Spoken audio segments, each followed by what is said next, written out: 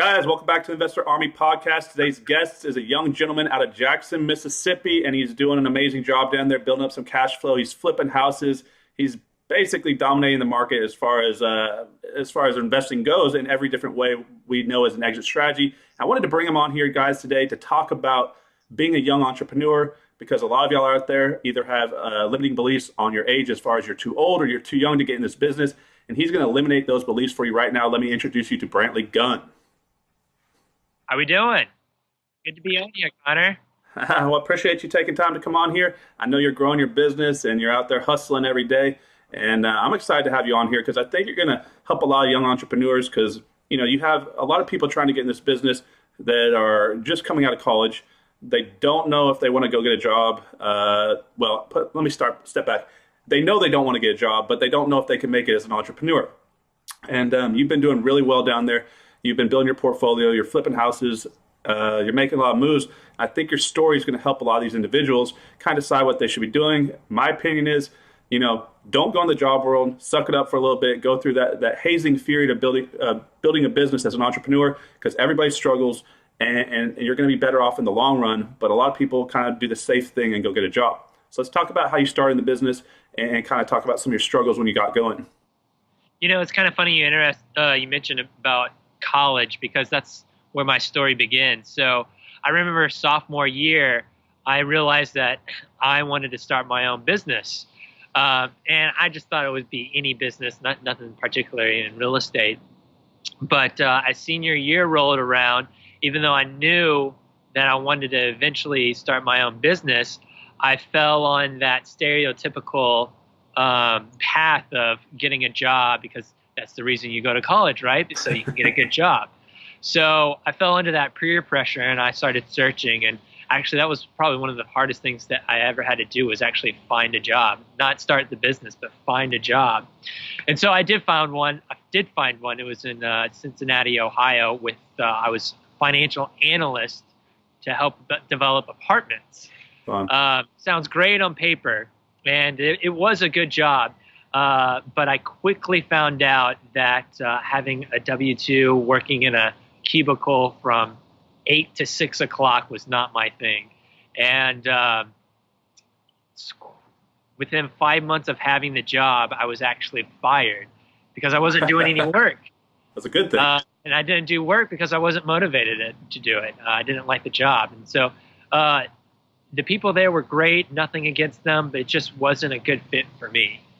And so here I am in Cincinnati. A month before I got fired from the job, I bought a house. So now I have a house payment. I live in a city that I've never lived in before, and I have no job. And so I decided to do what any other logical person would do. I decided to start my own real estate company. That was near the end of 2013. So I really started real estate full time the beginning of 2014.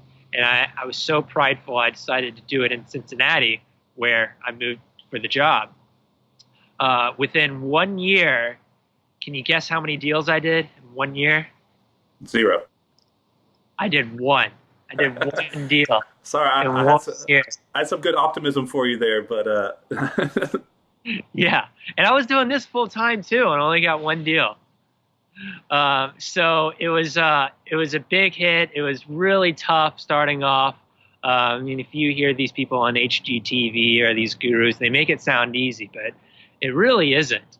And I had no money. The first deal was an owner financing deal. I actually still have that house, and it's still cash flowing. But I knew something had to change. I didn't know the market. I didn't know real estate very well, even though I thought I did because my parents were in it for 20 years. So I had to do something. I had to change, and I went to Jackson, Mississippi, and things took a quick 180 when I went down there. Looking back on the whole situation, if I would do it over again, I wouldn't. I would still try to do it in Cincinnati, but knowing what I know now, I would quickly try to find a mentor. And I didn't have any money at the time to pay for a mentor, but now I would cough up the money to do it because you get what you pay for. Or there's a lot of people out there who are in real estate, they're looking to retire or settle down and pass on to the next generation. And so that's another way to find a mentor. But I was able to lean on my parents as mentors, especially my dad. And while they never provided me any money or anything like that, I still started my company on my own, and I was able to go to them for certain advice and think if I thought I may have a deal, ask them about it, and they would confirm or deny whether I had a deal or not. Well, I mean, nothing breaks someone's spirit more than, coming out of college and basically, saying, hello world, I'm super excited. Everybody's been telling me this for my entire life, get ready, here comes the world. And then you walk out in there and you're like, is this what really I've been working towards? And this is what I'm going to have the rest of my life. And so pretty commonly, that's the same path that you went through that a lot of people go through. And then they go out there and they try to become an entrepreneur, and they go through exactly what you went through, which is they go out there and get beat up a little bit because they were also misrepresented there, but they quit and they go back to the safety. And so you got to look at it like this, guys. You either go and spend a couple years really making a sacrifice to become a successful real estate investor and go through that period, or go into a job for the rest of your life that you're really never going to be satisfied with, and you're always going to look back doubting yourself saying, what if, what if? And a lot of people just give up really quickly because during that time period, he was putting a ton of energy in, spending a bunch of money, not getting anything done. And that's what most people quit probably about 3 months in, from what I can see. But now here he is. He switched the market. He's doing very good. So let's go ahead and talk about some of your success now so people can see that if they just keep going, and that's what Wayne Schaefer, who's just on here, we're talking about. You just get up when you get knocked down. You just stand up. You say, I'll take it on the chin. It is what it is, and keep going. Because if you give up, guys, you're never going to make it. And you've already invested so much time, energy, and money. Just keep going because you're a lot closer than you think you are most of the time. So go ahead and explain what you've been doing down in Jackson and kind of how some of your first deals went and how you started growing your business, because you're getting up there pretty close to, well, I mean, you can let people know as far as what type of cash flow numbers you're looking at and what type of deals you are doing, but I know you've been doing really well from what I'm hearing. So, right, when I started the business, I decided to make a 7-year goal. Let's see, I started when I was 22. And when I was 22, I said, all right, this is what I want to do. I want to be able to go to the Bahamas, drink margaritas on the beach by the time I'm 30, right? So what does that look like? That means I have to have passive income, net passive income, every single month over a period of time where I could just go on a trip whenever I wanted to and then come back and still have income coming in. Yeah. So to me, that looked like $75,000 net passive income every single year. And I knew that rentals would be the way to do that because you can, or financing properties, one of the two. The thing with financing properties is that, if your buyer stays in there the whole time, eventually you lose the house. So the main thing was rentals, where I would earn at least $200 net every single month on each house. So you look at those numbers and then you work backwards. So you say you have 75,000. How many houses do you need? So you just divide what's 200 times 12, that's 2,400. So you just divide 2,400 with 75,000. That's how many houses you need. So I was looking somewhere between mid-20s to low 30s. And I had no money. I was going to use OPM, other people's money, to do this. And so I knew that if I was able to get a good house once a month, a good rental house, then I would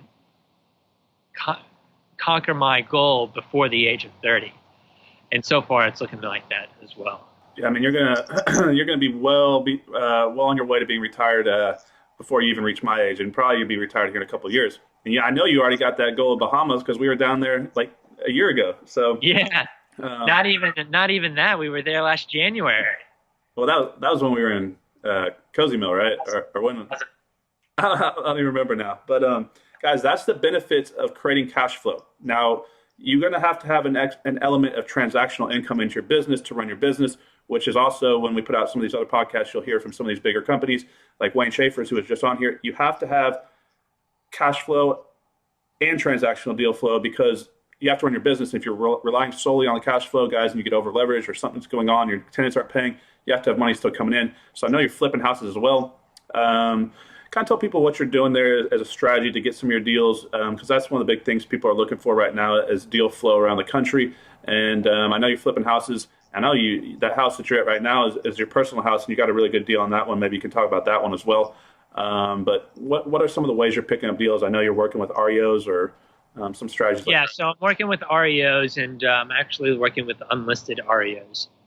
So people don't realize that when you buy in an REO, that stands for real estate owned, and basically what it means is that the bank owns a house. Banks don't want houses. They're not in the real estate game. They're in the banking game. So they don't want houses, and that's what I always say.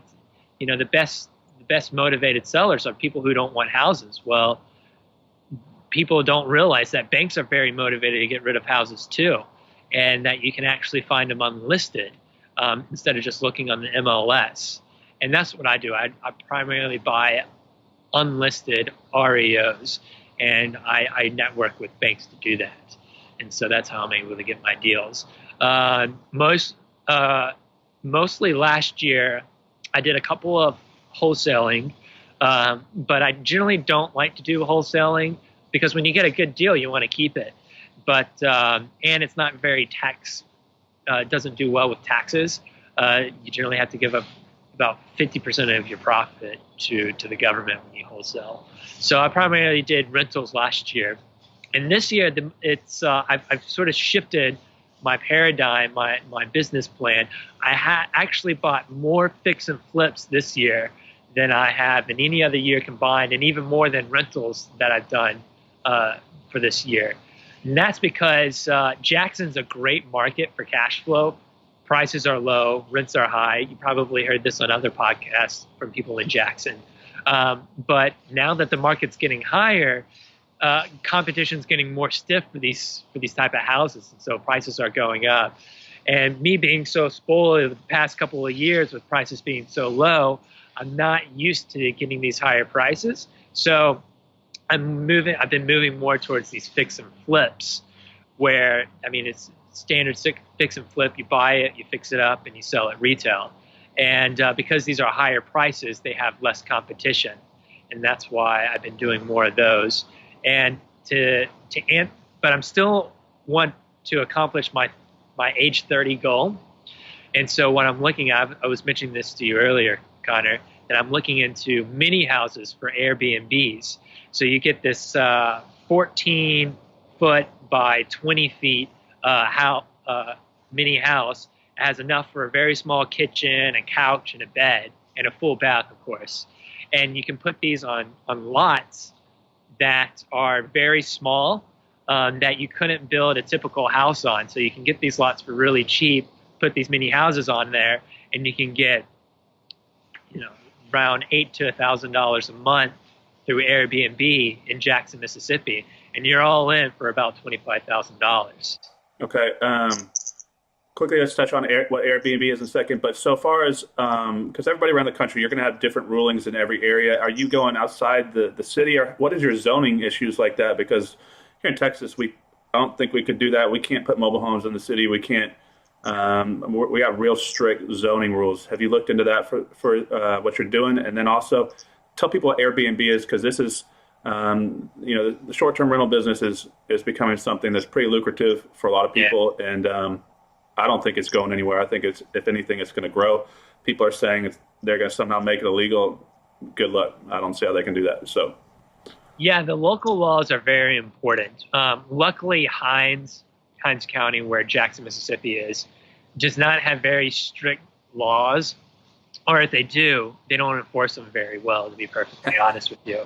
But these are technically houses. They're just really small houses. I mean, you could put them on a trailer if you want. So, but if you put a house on this lot and it's zoned for residential, you make the argument that it's still a house. It still meets zoning requirements. So but as you know, every county is different, so you do have to look at your local laws to make sure this can fit for you. But to answer your question about the Airbnb, it's become such a hot thing right now. I mean, when I talk to people about Airbnb and they haven't heard of it, I'm surprised. And basically, what it's to say it shortly and concisely, it's vacation rentals. But any house can be a vacation rental. For instance, the house you see behind me, I acquired in a foreclosure, and it has a guest house in the backyard. Well, the guest house is 400 square feet, enough for one bedroom, a kitchen, and a bathroom. And it was originally not a guest house. It was a part of the carport, and it was just a patio. So we gutted it down. We added electrical work. It already had plumbing. We changed it into a guest house. And I was thinking about renting it out as a long-term rental. And to do that, I would probably only get at best $800 a month where I am. But thanks to Airbnb, I decided to put a couch in there, a bed, and furnace it out. And this past month, I made $2,000 on it instead of $800. So it's very lucrative. I mean, I'm in a small town, Jackson. I mean, people keep on asking, do people actually rent that out? Actually, yeah, a lot of people do. People are passing by. They want to stay in Jackson, or they have family in town, and the person who's hosting the other family members don't want their family members to stay at their house, so they'll rent out another place. Yeah. So it's actually, there's a lot more use out of it than typical people think. And if it can do it in Jackson, you can do it in a much bigger city. Yeah, well, let's go ahead and point out also that house that you're in right now is in close proximity to one of the colleges there, which is a good area to do this in because you have children who go to school and their parents send them out there from all around the state or even outside the state, and then they want to come visit them. And how many college kids want their parents coming to stay with them when they're at college? Oh, well, I mean, even if the college kids were willing, the parents don't want to stay in a messy old dorm room. Unless you're a bad kid. I actually have two colleges within a square mile of the house. Yeah. So we get people coming in all the time for graduation or whatever type of event has to deal with the college. And 5 minutes close to downtown. And we're also about 2 miles away from the biggest hospital in the state. So there's a lot of foot traffic that come through this area. So as long as you have continuous, lead flow, I guess you could say, I wouldn't go do an Airbnb out in a rural area, or, I mean, I guess it could work, but like if you live by like a sports stadium, like an NFL team or somewhere where they're doing performances, you're going to continuously have people coming in there every single weekend, or in a college area, or by a lake, or some, these are some of the target zones that people are doing really well with this Airbnb strategy. Do you have any other ones besides the one that's in close proximity to your house in your backyard? That have you had any issues, if you do, with the logistical stuff, getting them clean? Because that's one of the big issues a lot of people have is, Sure. People are coming in and out every night, every other night, 2 nights at a time, and then you're basically running a hotel is what you're doing. And so you have to clean the rooms, and fill it with water, and that's kind of the headache I've heard from most people. We're not particularly doing this strategy in our business at the moment, so I'm interested in this as well. Kind of give a breakdown as how that goes. Well, the easy, you just hire a cleaning lady, and I mean, there's so many cleaning ladies out there, especially in Dallas where there's a lot of Latinos. You can easily just put an ad out on Craigslist, and you'll find a cleaning lady. And I mean, there's professionals out there. You can share them the schedule. You just give them, all right, so when somebody moves out, you do this, this, and this. You have them clean the sheets. You have them vacuum, clean the toilets. What I like to do is I like to have the cleaning lady write a handwritten note and provide a bottle of wine for the next guest. I mean, you can do a cheap $5-10 bottle of wine. It doesn't matter how good it is. What really is the point is that it's the thought. And so luckily for me, I mean, we've only got one Airbnb at the time, and it's right in my backyard. But again, like I said, with those mini houses, I'm looking to expand it. But The cleaning logistics is actually the easiest part. It's the hardest part is just finding a good house in a good location for a right price. That's the hardest thing. Once you've done that, everything else can fall in place. Yeah. So it's kind of difficult to see how it's going to go in the future because, everything we've traditionally known as far as, people contact me all the time. How do I analyze a rental property? How do I track rental numbers? So when you're really going into this, there is no guarantee on how much you're going to make a month. I mean, you can just say, well, I guess I know I'm going to get at least X amount. I'm going to make some cash flow, but every month your income's going to be different. I guess the way that you're backing into these is you're going on Airbnb. You're looking at what certain houses are renting for a month, and then you're going on what, X amount of nights you can assume. Is there a way to track Airbnb on how many nights houses in those areas are renting on like an average, or do they track that information? Or Oh, sure. You want to know how much you're able to rent out per night, right? yeah, well, That's really easy to do. So let me ask you this, Connor. When you've run through a couple of rental houses, you've had a couple of rental houses in your day, right? yeah. How did you calculate for the rent? Well, we do the same thing. We go and track the market. We go and basically, most people are going on the MLS to look at the MLS comps, which is not really the best way to do it, in my opinion, because obviously agents are lazy and they're just going to get what they can get, so they can get out of it quickly. So in my opinion, I can usually rent my houses $100 to $200 even more than what the MLS rent comps are, especially right now with how hot the market is. And guys, when you're putting out your houses for rent, you get the price that life usually gives you the price that you ask of it. So if the rental comps are 100 or 1,000, 1,050, 950, and those are the comps you're seeing, put it up there for 1150, and I guarantee you're going to get it if your property's, unless it's just junked out compared to the comps. Just because everybody else is asking a certain amount doesn't mean that you shouldn't ask more. So that's a good tip for y'all. Well, the point being is you would go out and look at the comps. So you would either go on the MLS. There's not a lot of MLS listings on in Jackson. So I would go to Craigslist or Zillow, and that can quickly tell you what you're doing. It's the same thing with Airbnb. You just go on Airbnb, you look at the surrounding houses, you compare how many beds and baths they have, the size of the house, to what they're renting for.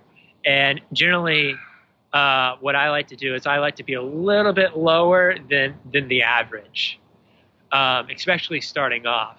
So when I first started off my Airbnb, reviews are very crucial on the website. It's harder to get a listing if you don't have reviews. So what I did was I priced it really low. I priced it $30 a night for the first month. So I just get the listings, get bookings, excuse me. And after 2 months, I got enough reviews where, people were just churning in very quickly. And like I said, this past month that I did it, I made $2,000 compared to renting it out for $800 a month on a long-term lease. That's good money.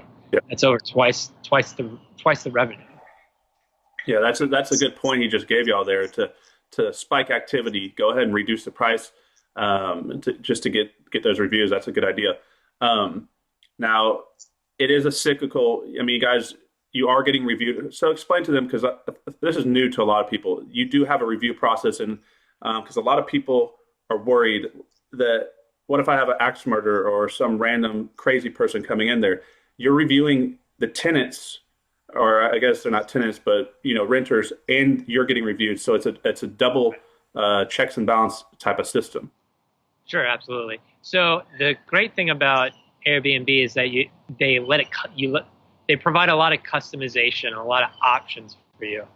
So you can either have it on instant book, so whoever likes the house can quickly and instantaneously book it if there's an available day for your house, or you can ask them to let you review the person first before you have a confirmed booking. And that's what I do with mine. So somebody will come and tell me and say, hey, I want to rent out your place. What do I need to do? Or we're thinking about this day, we're traveling for this reason. I say, great.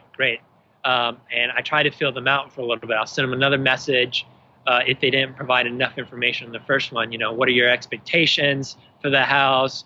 I mean, do you have any kids or children? It's likely not good enough for a lot of children staying there.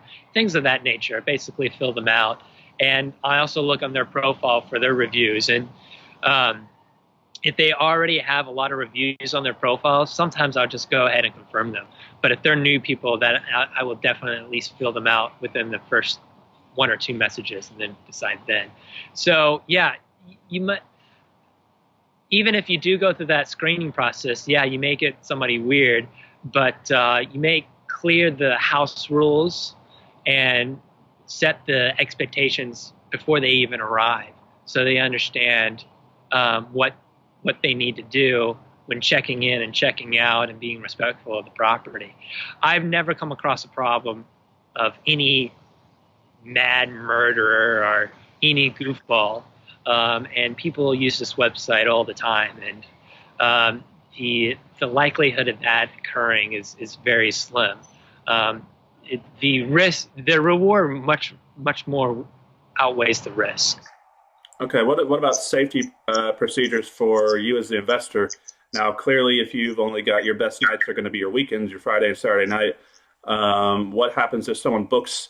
You do go ahead and you book them, say Friday, Saturday night. And I don't know if you're increasing your rent rates for the weekends or whatever, but and then they don't show. What is the precaution for y'all? Do they go ahead and take their deposit, or do they do they have to pay up front and you get after they booked it? Do you get that money? Because I mean, obviously, this is a business for you, and that's pretty common that people back out. So what's the process there for that situation? So there's a cancellation policy on the website, and this goes back to that the website provides a lot of options, so you can choose your different type of cancellation. So you can say, I think there's like 4 or 5 options that you can choose for a cancellation. So let's say it's the day 24 hours before the booking, or before they're supposed to move into the house. You can have a 24-hour policy where they get a full refund 24 hours before they're supposed to move in, or it can be a week before they move in that they have to cancel to get their full refund, or it has to be a full month, or no matter when they cancel, they only get 50% back. So if you're scared about people canceling, and it does happen, it's not very often, but it does happen. I have what's called a moderate cancellation policy. So if they want to cancel their booking and get a full refund, they have to do it at least 1 week in advance. And that's never damaged any of my type of bookings. It's very rare that somebody, when they're booking something, it's not a big factor for the cancellation policy. So theoretically, you could have the cancellation policy of no matter when you cancel, you only get 50% back of your money. Okay, what about as far as do they have some type of deposit up there? How does it work if they come damage the property? Because I'm sure that Airbnb has some type of insurance as well. And I know for a fact one time we stayed in Airbnb when we were out of town, and got a little crazy, Connor? I didn't have anything to do with it, not me on my side. But yeah, we left the property in a condition I would not have liked to leave it in, but we had to get to an airport, and I didn't realize it was that bad. And yeah, I felt bad about it. And but there's a number of us there, and I'm sure the guy wasn't happy, and it probably cost him a little bit of money. I mean, it wasn't bad, but like clearly it had to be cleaned. But what happens if, I mean, we didn't damage anything, but like if someone does damage stuff, kicks holes in the drywall, they get ripped the sofas or whatever, and they cause serious damage, who covers that? Do you have to cover that, or do they hold a deposit, or well, does if you charge a deposit, you do have to cover it. Because the Airbnb is right in my backyard, it's I will know if there's any damage to the house before they move out. Yeah. So people are a bit more responsible when they know the owner's right next door. But I know for a fact that Walter Wofford, who I believe you've interviewed before on this series, he has a number of Airbnbs. He does charge a deposit. He charges a $100 deposit. Now, I am not familiar with the process of how that is held. I can almost guarantee you it's probably Airbnb holds the deposit, and then there's a certain process that you have to go through to claim that deposit if somebody does do damage to the house. But I know Walter charges $100 deposit, and if the house is in good working condition, Airbnb gives it back to the renters once they move out. Yeah, I mean, for the most part, people are going to be pretty good in nature, and they're not going to cause damage. But every now and then, that's partly why they have the review system, so you minimize your risk. Yeah, when people who do Airbnb, it's a vast majority of returning customers. And once you have that one negative review on your profile, it's very difficult for you to book another place. It's very difficult. So that keeps you very accountable. And it's just like hotels too. I mean, the vast majority of people who stay in hotels don't get holes in the walls or anything like that either. But eventually you do get that.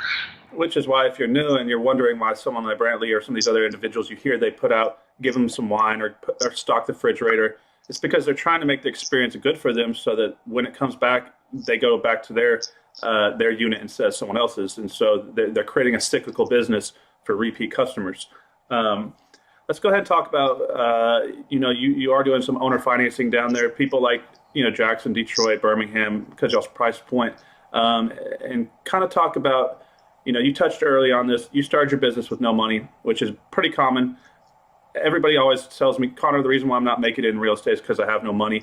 And I always look at them, I'm like, what does having money have anything to do with being successful in real estate? And so you had to learn to borrow money.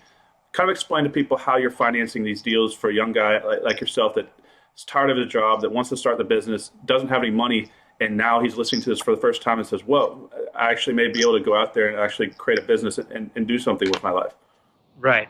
So I'm one of those few people that, what I like to say, I don't fully drink the Kool-Aid when it comes to banks.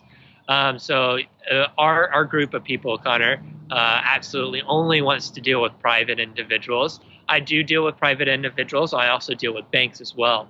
And I do have to say, I was able to get started through banks, thanks to a number of contacts we have in Jackson. I was able to get the first few good rentals through bank financing.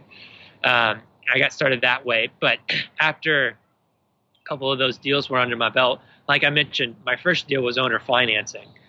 So I was able to get it through that way.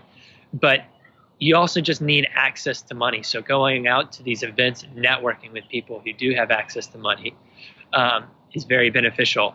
The most recent owner, I'll just explain about the most recent owner financing deal. I partnered with it 50-50. So we got this house in North Jackson for our acquisition cost was $14,000. And we put $6,000 into it. It's a 5-bedroom, 2-bath house. It was 1,700 square feet. And we financed $54,000 of it. And they gave $6,000 down. So in total, we sold it for $60,000. And again, I mean, we're getting cash flow of, let's see, their payments are about $700 a month. Roughly 550 of that comes back to us. So the investor put up all the money, right? He put up only $20,000 and he's getting $200 net every month. And I'm getting $200 net every month. So, I mean, the margins just really make sense where I'm able to have a 50-50 capital partner. Yeah. And I mean, the one before that, I got owner financing. I did have to put $6,000 to pay the back taxes, but he financed the other $18,000 at 0%. And so I just immediately did a wrap mortgage. I mean, you can do a ton of things. You can buy the house, put it on, let's say you don't have money to purchase the house. You can, if you get it under contract for a month and it's a vacant house, let's say you find a buyer while you have it under contract for a month, you still haven't put your money up to buy it yet, and you've created a note. So you can do the 2-note model, so similar to what Walter does. You create one note to sell, and then you create a wrap note. So let's say I'm just throwing numbers out there, right? So let's say the first note is $400 payments. And the second note is $600 payments. Well, the buyer, the person you're financing it to, only pays the $600, and then that $600 goes to the first note, which is $400. So you sell the first note, that pays for the entire property. Let's say it's $20,000. Pays for the entire property. You're still getting $200 net income because you're keeping that second note. That second note's paying the first note.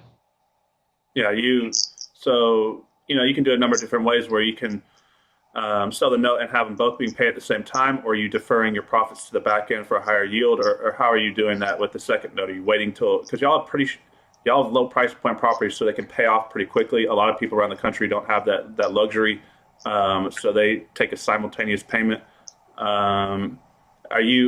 So also, guys, when you're in a low price point market, you should be going in and asking for owner financing direct from the seller, because if you don't have money to start your business and you haven't been able to raise money in the marketplace, this is a way that you can buy houses. Can kind of give them a typical offer you would go make someone that, that's in your market on how you'd acquire an offer with 0% from them. So those deals are not very common because I generally deal with REOs.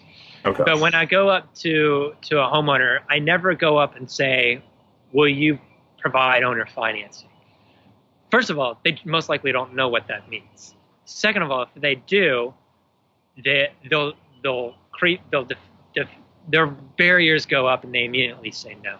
So you gotta kind of tiptoe around it. You gotta be like, well, what would you do with the money if they, let's say they ask for $30,000? Well, what would you do with the money for $30,000? They say, oh, I might put it in the bank, or I might buy a car. I really don't need a car, but I might buy it with that. They probably don't necessarily need the money. So what if, and you say, well, let's say 30,000 was a decent deal. And you can say, well, what if I gave you more than 30,000? Then their ears perk up. And then you explain to them, over a certain amount of time, I can give you well over, let's say it was 30,000. Let's say you gave them 50,000 over a series of X amount of months for $400 a month. Then that starts sounding interesting to me. So, for instance, with this guy, when I had to put $6,000 to pay the back taxes and he financed 18, he was asking for a lot less than that. He was asking for 13,000. I said, well, how does 18,000 sound? And of course, his ears really perked up and he really liked that. So when you start using this jargon like owner financing or monthly payments, when you start using bank jargon with them, that's when their barriers start to go up. So you got to be able to tiptoe around it in order to make it sound good for them. Yeah, you just explain to them the time value of money and that they're going to have special tax advantages as compared to if they sell it right then. So, absolutely. I didn't even get into that. Deferred taxes, for sure. Well, we could go into that for hours on how to do this, but guys, it's easier. I mean, if you're in a market and you're listening to this and your houses are $250,000, you're not likely going to be getting someone to owner finance that house to you, at least at 0% interest rate. Also, if it takes too long, and if you are, you're going to probably have to offer some type of balloon payment. I know we're getting into some kind of advanced type of stuff right here, but you're going to have to shorten the term that they're going to get the payments on, and then have a balloon payment, which is basically where you pay the rest of the note due in 5 years, 7 years, or whatever you structure with them. This is more of a strategy for markets. Probably, I'd say mostly houses 100,000 and less. I've never had anyone take an offer for me over $100,000 where I offered owner financing. Not to say that they won't, but it's just going to be more difficult for you. All right, now tell them a little bit about that house back there. I know that was a pretty good deal, and then we'll let you go back to what you're doing. But you sit in front of the house. I know you got a good deal on that one. Kind of break down the numbers so some of these young guys can see how powerful the business can be for them. Sure. So this house behind me, I personally live in it. It was acquired through a foreclosure back in, 2007? About this time in 2015. And it was built in 1950. It's had probably 2 or 3 add-ons since then. And it's in a great area of Jackson near downtown. So we acquired it at foreclosure for probably about, I think it was $100,000. And then because it was vacant for 2 years and needed a lot of work and a lot of updating to it. So including the guest house, we put another 85 grand into it. So we're in it all for about 190. And we got it, it was appraised for $305,000. Yeah. So we immediately have over $100,000 equity in it. And what I do, it's a 4-bedroom, 2-bath house. No, it's a 4-bedroom, 3-bath house. And so I'm a bachelor. I don't have a family or anything like that. And so I don't need those 3 extra rooms, except for maybe 1 for an office. So I rent out 2 of the rooms, and then I rent out the guest house. And so I'm actually getting paid to live in my house, which is pretty sweet. So most people don't have that luxury. So, I mean, if I were to live on the house by myself, I would have at least a, rent. If I were to go rent out a place, my rent would probably be $1,000. So I'm already eliminating that $1,000 expense, and then I have cash flow on top of that. So it's a great investment opportunity, especially if you're single and go buy a house and rent out the rooms. Yeah, man. And so if you're just stumbling on this podcast somehow and you don't know how you got here and you're listening to this, Brantley's a young guy. He just made, potentially got $100,000 if he sells that house, and he's getting paid to live. And that's the power of real estate. How did you finance that, the first $100,000 in the repair costs? It was actually through a bank. Through a bank loan? Yes. So we did a construction loan, and then I actually finished that house before the construction loan matured. I was able to find renters and make the payments on time. And because of that, I was able to get a full-length loan from another bank mortgage. Yeah. So nothing too crazy or outside of this world. Yeah, and guys, that's a great way to, when you're starting out as a young guy coming out of college and you're trying to minimize your living costs, to just, if you can be financeable, get a bank loan, rent out those rooms to other individuals. And in fact, when I was in college, I rented a room from one of my friends, and there's 3 of us that rented a house, and he was, living for free plus making money. And I was too stupid at the time to even realize, hey, this is a pretty good deal he's got going on here. I just paid the money every month. I didn't even think anything of it because I was too distracted with the world, I guess. But if you're in college right now, that should be a strategy you should think about. Get a property, talk to your parents. Maybe they'll co-sign with you or whatever you're going to do. But get a property, rent out the other rooms, and you're basically going to live for free and make some money on top. And so what he just shared with you is a really good strategy. I appreciate you coming on here. If you want to give us your contact information, or you got something else that you want to share? Yeah, let me share one more thing. I know we talked a lot about financing, and especially for young people. And it's really hard for young people to get bank financing. So that's why we look for these other creative ways, such as 50-50 partnerships, our owner financing. We did another great way, especially if you want to get into the Airbnb market that we didn't discuss about, is master leasing. So you find a property that somebody's maybe is trying to sell and they can't get rid of it. Well, that's costing them a lot of money. It's a vacant house. They can't get rid of it. They're just throwing money at it, and it's not making them money. So offer them to say, hey, I'll rent out this place for X amount, let's say 300. And you have to maybe put a few $1,000s in it to make it rent ready and furnish it out. You can easily do that and then list it on Airbnb and make twice that much of whatever you're renting it out for. So you don't have, that's very little amount of money that you have to put in your deal, especially if you're able to get a capital partner. I mean, people have, a couple grand laying around and they're willing to do micro loans. So it's a very good creative way is master leasing it and doing through these vacation rentals. Yeah. Have you ever tried to get an option, like on just a normal rental? Say you get an option for X amount a month for a week or two to see if you can actually go out there and fill it before you get tied up in that. Because if you fill it, or if you can't fill it and you're basically tied to that agreement, now you're basically in a situation where you have to make that payment. Yeah. And you say, hey, I'll throw you $100. Let me try to rent this out for the next couple of weeks. And if the person says, well, why would I do that? And you're like, well, that's $100 more than you have now, right? And so it's just a couple of weeks. They can stand a couple of weeks. If the person it does have a headache house, there's really not much reason for them not to do that if they can't sell it. Yeah, and you'd be surprised how many people get into this business. They're not, I mean, obviously you have very good education in the business. Not many people, there's a lot of people that own properties and they don't know anything about the business. They were their forced landlords or whatever, and they all they know is to put a rent sign in the yard. They can't fill a property. They don't even know about Craigslist. They don't even know about Zillow. That's literally the limitations in some people's knowledge of the business. Yet they sometimes they even get. It surprises me how often I come across these individuals that have 10, 15 properties and they don't know anything. So you can reach out to them, guys, and you can essentially say that you come across someone on Craigslist in your area. You know the rent rates are 1,200 and they're asking 950. Well, reach out to them and basically you can say, hey, let me work an agreement with you.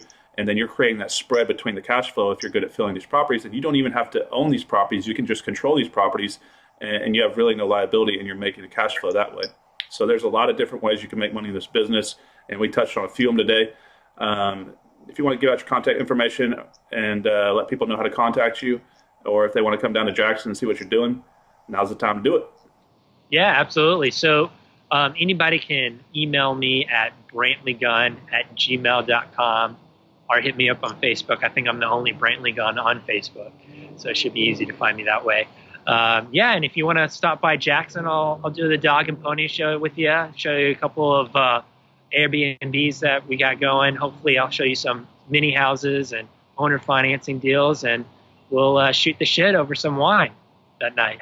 You'll come down and he'll give you a discount on the Airbnb rental and you'll get to stay there, right? Yeah, that's right. I'll give you a good price. All right, man. I appreciate you coming on here. And guys, I'll see you on the next episode. Great. Thanks, Connor. Appreciate you having me on. Thanks.